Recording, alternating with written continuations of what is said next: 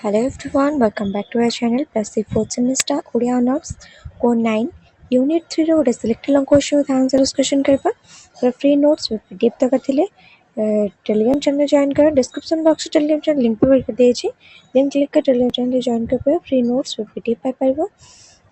Final long question selection code 8 9 10 तीनटा का paper तुम ऑलरेडी प्रोवाइड सरलानी विथ आंसर जो मन भी देखि ना प्लेलिस्ट चेक करके देखि परबो। जो मन देखि तो ठीक अछि। वीडियो भल लगे लाइक कमेंट शेयर कर बिल्कुल भी भूलिबेनी। चल देखो क्वेश्चन कौन है। क्वेश्चन है राजा रानी उपाख्यान नाटकर मूल आभिमुख्य और नाट्य चेतना संपर्क में आलोचना करने फर्स्ट देखो उपाख्यान जो राजा रानी उपाख्यान नाटक रही है मूल आभिमुख्य कौन रही आउ नाट्य चेतना से विषय लिखा कहुई। देखिए आंसर फर्स्ट उपक्रम राजा रानी उपाख्यान नाटकटी होउछि ओडिया नाट्य साहित्यर सुनामधन्य नाट्यकार डॉक्टर नारायण साहू एक प्रतिनिधि स्थानीय सृष्टि है। राजा रानी उपाख्यान नाटकटी किए लिखिछंती ना डॉक्टर नारायण साहू। यही नाटकर मूल आभिमुख्य होउछि पारंपरिक राजतंत्र और आधुनिक गणतांत्रिक राजनीतिर मुखा खोली तार अंतराल थिबा क्षमता लिप्सा शोषण एवं साधारण जनता निरीहपण को एक शाणित व्यंग्यात्मक रूप देवा। এই নাটকର ମୂଳ ଆଭିମୁଖ୍ୟ କହିଛି ନା ପାରମ୍ପରିକ ରାଜତନ୍ତ୍ର ରହିଛି ଆଧୁନିକ ଗଣତାନ୍ତ୍ରିକ ରାଜନୀତିର ମୁଖା ଖୋଲିବା ହେଲା। ତାର ଅନ୍ତରାଳରେ ତା ଭିତରେ କ୍ଷମତାର ଲିପ୍ସା ଶୋଷଣ ସାଧାରଣ ଜନତାଙ୍କ ନିରୀହପଣକୁ କିପରି ଭାବେ ଶାଣିତ କରାଯାଉଛି ତା ବିଷୟରେ ଏଥିରେ ବର୍ଣ୍ଣନା କରାଯାଇଛି। ଫାର୍ଷ୍ଟ ଦେଖିବା ନାଟକର ମୂଳ ଆଭିମୁଖ୍ୟ ରାଜନୈତିକ ବ୍ୟଙ୍ଗ। ନାଟକର ମୁଖ୍ୟ ଉଦ୍ଦେଶ୍ୟ ହେଉଛି କ୍ଷମତା କେନ୍ଦ୍ରୀଭୂତ ଶାସନ ବ୍ୟବସ୍ଥା ଉପରେ କୁଠାରଘାତ କରିବା। ନାଟକର ଯେଉଁ ମୁଖ୍ୟ ଉଦ୍ଦେଶ୍ୟ ରହୁଛି କ'ଣ ନା କ୍ଷମତାର କେନ୍ଦ୍ରୀଭୂତ ଶାସନ ବ୍ୟବସ୍ଥା ଯେଉଁ ରହିଛି ତା ଉପରେ କୁଠାରଘାତ କରିବା। ରାଜା ଓ ରାଣୀ ପ୍ରତ୍ୟେକ ମାଧ୍ୟମରେ ଶାସକ ଗୋଷ୍ଠୀର ସ୍ୱେଚ୍ଛାଚାରିତା ଓ ଆତ୍ମକେନ୍ଦ୍ରିକ ମନୋଭାବକୁ ଦେଖାଇବା ଏହାର ମୂଳ ଲକ୍ଷ୍ୟ।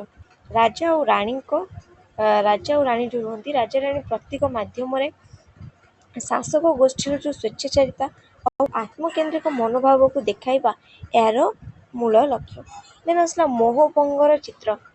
ସାଧାରଣ ଜନତା କିପରି ସ୍ୱାଧୀନତା ଏବଂ ଗଣତନ୍ତ୍ର ନାମରେ କେବଳ ପ୍ରତାରିତ ହେଉଛନ୍ତି ଏବଂ ଶାସକ ପରିବର୍ତ୍ତନ ହେଲେ ମଧ୍ୟ ସେମାନଙ୍କର ଭାଗ୍ୟ ବଦଳୁ ନାହିଁ ତାହା ପ୍ରତିପାଦନ କରିବା ଏହି ନାଟକର ମୂଳ ଆଭିମୁଖ୍ୟ। କ'ଣ କୁହାଯାଇଛି ନା ସାଧାରଣ ଜନତା କିପରି ସ୍ୱାଧୀନତା ଆଉ ଗଣତନ୍ତ୍ର ନାମରେ ପ୍ରତାରିତ ହେଉଛନ୍ତି ଶୋଷିତ ହେଉଛନ୍ତି ହଇରାଣ ହେଉଛନ୍ତି ଏବଂ ଶାସକ ପରିବର୍ତ୍ତନ ହେଲେ ମଧ୍ୟ ସେମାନଙ୍କର ଭାଗ୍ୟ ବଦଳୁ ନାହିଁ ହେଲା।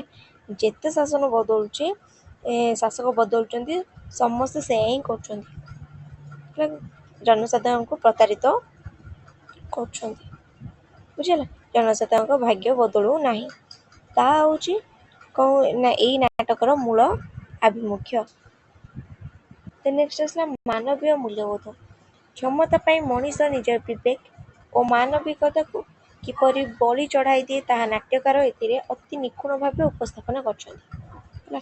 କ୍ଷମତା ପାଇଁ ପାୱାର ପାଇଁ ମଣିଷ କିପରି ଭାବେ ନିଜର ବିବେକ ଯେଉଁ ରହିଛି ବିବେକ ଆଉ ମାନବିକତାକୁ କିପରି ବଳି ପକାଇ ଦେଇଥାଏ ତାହା ନାଟ୍ୟକାର କ'ଣ କରିଛନ୍ତି ନା ଏଇ ରାଜା ରାଣୀ ଉପାଖ୍ୟାନରେ ନିଖୁଣ ଭାବେ ଉପସ୍ଥାପନ କରିଛନ୍ତି।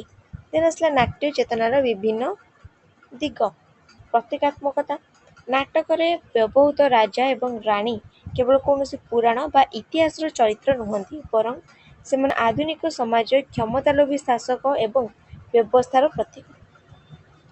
ଏ ଯେଉଁ ନାଟକରେ ଯେଉଁ ରାଜା ରାଣୀ ରହିଛନ୍ତି ଏମାନେ ହେଉଛନ୍ତି କୌଣସି ପୁରାଣ ବା ଇତିହାସ ଚରିତ୍ର ନୁହନ୍ତି। ଏମାନେ ହେଉଛନ୍ତି କ'ଣ ନା ଆଧୁନିକ ସମାଜ ଯେଉଁ ରହିଛି ଆଧୁନିକ ସମାଜର କ୍ଷମତା ଲୋଭୀ ହେଲା।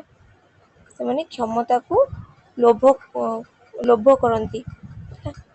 ସେମାନେ ହେଉଛନ୍ତି କ୍ଷମତା ଲୋଭୀ ଶାସକ ଏବଂ ବ୍ୟବସ୍ଥାର ପ୍ରତୀକ। ଦେନ୍ ନେକ୍ସଟ ପଏଣ୍ଟ ଅଛି ନବ୍ୟ ନାଟ ଚେତନା। ପାରମ୍ପରିକ ଅଭିନୟ ଶୈଳୀରୁ ମୁକ୍ତ ହୋଇ ଏଥିରେ ଆବସର୍ଡ ଏବଂ ପ୍ରାନ୍ତୀୟ ନାଟ୍ୟ ଶୈଳୀର ପ୍ରୟୋଗ ଦେଖିବାକୁ ମିଳେ। କ'ଣ ଏଥିରେ ଦେଖିବାକୁ ମିଳେ ନା ପାରମ୍ପରିକ ଅଭିନୟ ଶୈଳୀରୁ ମୁକ୍ତ ହୋଇକି ଆବସର୍ଡ ଆଉ ପ୍ରାନ୍ତୀୟ ନାଟକ ଶୈଳୀରେ ଏହି ରାଜା ରାଣୀ ଉପାଖ୍ୟାନଟିର ପ୍ରୟୋଗ ଦେଖିବାକୁ ମିଳେ। ମଞ୍ଚ ସଜ୍ଜାଠାରୁ ଆରମ୍ଭ କରି ସଂଳାପ ପ୍ରକ୍ଷେପଣ ପର୍ଯ୍ୟନ୍ତ ସବୁଥିରେ ସାମ୍ପ୍ରତିକ ନାଟ୍ୟ ଆନ୍ଦୋଳନର ସ୍ପଷ୍ଟ ଭାବେ ରହିଛି। ମଞ୍ଚ ସଜ୍ଜାଠାରୁ ଷ୍ଟେଜ ସଜେଇବାଠାରୁ ଆରମ୍ଭ କରିକି ସଂଳାପ ପ୍ରକ୍ଷେପଣ ବା ଡାଇଲଗ କହିବାର ଯେଉଁ ରହିଛି ସେ ପର୍ଯ୍ୟନ୍ତ ସବୁଥିରେ ସାମ୍ପ୍ରତିକ ନାଟ୍ୟ ଆନ୍ଦୋଳନର ସ୍ପଷ୍ଟ ପ୍ରଭାବ ରହିଛି। ଦେନ୍ ଆସିଲା ସଂଳାପ ସଂଯୋଜନ ବା ସଂଳାପ ଯୋଜନା। ନାଟକର ସଂଳାପ ଗୁଡ଼ିକ ଦୁଇ ଅର୍ଥ ବୋଧକ ଏବଂ ଶାଣିତ। ନାଟକରେ ଯେଉଁ ସଂଳାପ ଗୁଡ଼ିକ ବା ଯେଉଁ ଡାଇଲଗ ଗୁଡ଼ାକ କୁହାଯାଇଛି ସେଟା ହେଉଛି ଦୁଇ ଅର୍ଥବୋଧକ ବା ଦୁଇଟା ଅର୍ଥ ପ୍ରକାଶ କରୁଛି ଏବଂ ଶାଣିତ। ଏହା ଦର୍ଶକଙ୍କୁ ମନୋରଞ୍ଜନ ଯୋଗାଇବା ସହ ସମାଜର ବିକୃତ ରୂପ ସମ୍ପର୍କରେ ଚିନ୍ତା କରିବାକୁ ବାଧ୍ୟ କରିଥାଏ। ଏହା କ'ଣ କରୁଛି ନା ମନୋରଞ୍ଜନ ଯୋଗାଇବା ସହିତ ଏଣ୍ଟରଟେନମେଣ୍ଟ କରିବା ସହିତ ଦର୍ଶକଙ୍କୁ ସମାଜର ଯେଉଁ ବିକୃତ ରୂପ ରହିଛି କ୍ଷମତାର ଲୋଭ ଯେଉଁ ରହିଛି ସେ ସବୁ ସମ୍ପର୍କରେ ଚିନ୍ତା କରିବାକୁ ବାଧ୍ୟ କରାଇଥାଏ। ନେକ୍ସଟ ଆସିଲା ଲୋକ ଉପାଦାନର ପ୍ରୟୋଗ। ନାଟ୍ୟକାର ଆଧୁନିକ ଚେତନାକୁ ସର୍ବସାଧାରଣଙ୍କ ନିକଟରେ ପହଞ୍ଚାଇବା ପାଇଁ ଓଡ଼ିଶାର ପାରମ୍ପରିକ ଉପାଖ୍ୟାନ ବା କାହାଣୀ ଶୈଳୀର ଆଶ୍ରୟ ନେଇଛନ୍ତି। କ'ଣ ହେଇଛି ନା ନାଟ୍ୟକାର କିଏ ନା ଡକ୍ଟର ନାରାୟଣ ସାହୁ।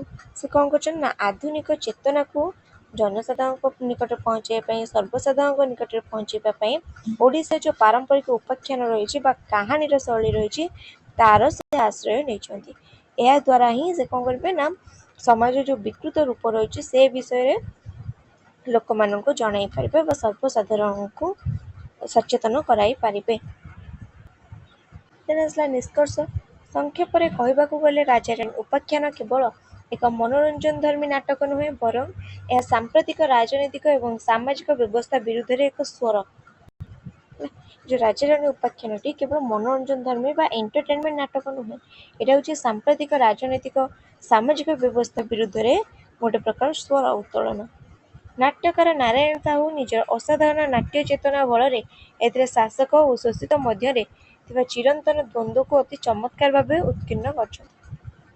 କ'ଣ କରିଛନ୍ତି ନା ନାଟ୍ୟକାର କିଏ ନାରାୟଣ ସାହୁ ସେ କ'ଣ କରୁଛନ୍ତି ନିଜ ଅସାଧାରଣ ନାଟ୍ୟ ଚେତନା ବଳରେ ଶାସକ ଓ ଶୋଷିତ ମଧ୍ୟରେ କିପରି ଭାବେ ସଂଘର୍ଷ ଚାଲିଥାଏ, କିପରି ଭାବେ ସର୍ବସାଧାରଣ ଶୋଷିତ ହେଉଛନ୍ତି ସେ ମଧ୍ୟରେ ଥିବା ଚିରନ୍ତନ ଦ୍ୱନ୍ଦ୍ୱକୁ ଅତି ଚମତ୍କାର ଭାବେ ଅତି ଭଲ ଭାବେ ନିଖୁଣ ଭାବରେ କ'ଣ କରୁଛନ୍ତି ନା ଏଇ ରାଜାରାଣୀ ଉପାଖ୍ୟାନରେ ଉତ୍କୀର୍ଣ୍ଣ କରିଛନ୍ତି ବା ବର୍ଣ୍ଣନା କରିଛନ୍ତି।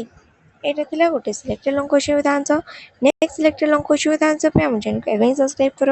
ଭିଡ଼ିଓଟି ଭଲ ଲାଗିଲେ ଲାଇକ୍ କମେଣ୍ଟ ସେୟାର କରିବାକୁ ବିଲକୁଲ ବି ଭୁଲିବନି। ଫ୍ରି ନୋଟ୍ସ PDF ଦରକାର ଥିଲେ ଟେଲିଗ୍ରାମ ଚ୍ୟାନେଲ ଜଏନ୍ କରନ୍ତୁ। ଯାହା ବି ଡାଉଟ୍ ହେଉଛି ମୋତେ କମେଣ୍ଟରେ ଜଣାନ୍ତୁ। ଓକେ।